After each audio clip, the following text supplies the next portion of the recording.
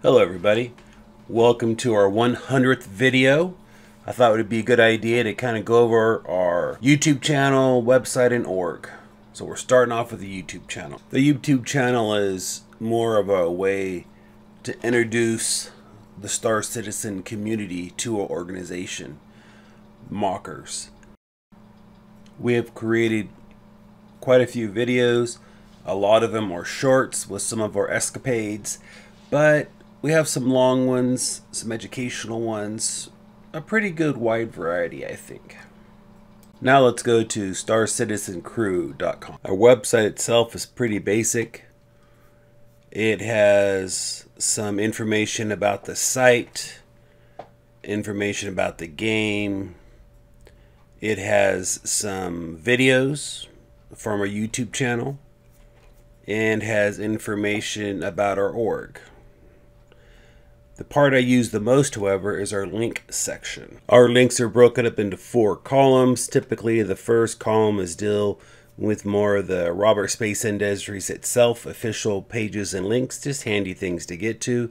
The second column is more things to help you play the game. These would include things as wikis, as trading apps, ship manufacturer websites, some of the Star Citizen community, social links, that kind of thing. The third column is more YouTube videos that we've ran across, new player guides, some of the little tips and tricks within Star Citizen, LTI token, CCU, how to buy a ship, different professions, and just the videos from CIG, from CitizenCon, and different releases.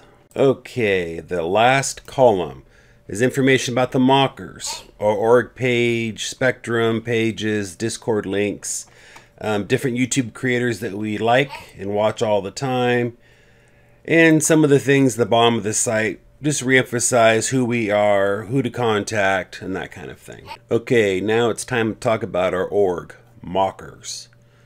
You can find the links on our website to take you to our org page at Robert Space Industries. We are a casual org. We're a small org. Hopefully it'll get bigger. We like to get together and do missions, cargo runs, some mining, SPF, just the general gameplay. Okay, Cyclone Ringlet, let's talk about the charter. Go ahead. The number one point of the charter is that we are not a pro-UEE organization. We are not a member of the UEE. We are outside the UEE. We are independent free trader. We believe that the UEE suppresses free expression and free enterprise. We may need to defend ourselves from the UEE at times, but we are not at active war with them either. We are not pirates. We are trying to keep our distance and our peace away from the UEE. Our organization is not griefers. We encourage PvP, but player harassment not acceptable. We expect common courtesy and respect. Every ship that we list on this page, we consider that ship belonging to the organization. That means they're your ships if you're part of the org. They're available to be used by any org member once they implement the feature, which we don't know when that's going to be. Okay, let's get Cyclone Wrangler to talk about our ships. We currently have, between the admins of the org, about 60 ships.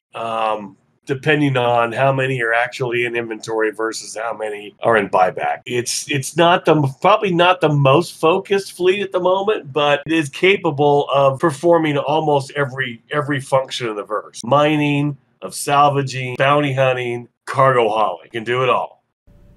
Is there a plan to get bigger ships? Well, we have the Orion in inventory. That's one of the biggest ships in the game. We don't have any of the classic org ships like the Idris or the Kraken or the Javelin. I believe we do have a member or two that might have some of those in buy, but I don't believe they're currently in inventory, so they're not listed on this placard at the moment. Do you envision us adding many more ships? Well, it depends on, I guess it depends on the org, really.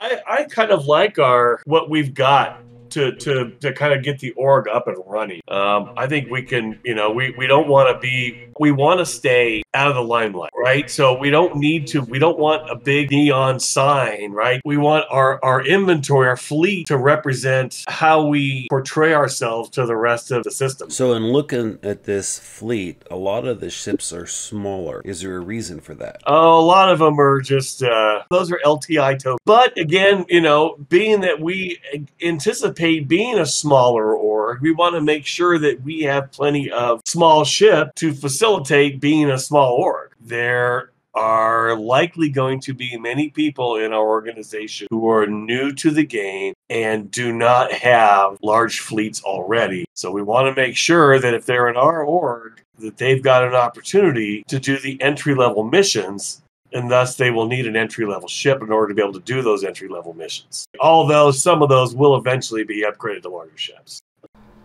What is our flagship going to be?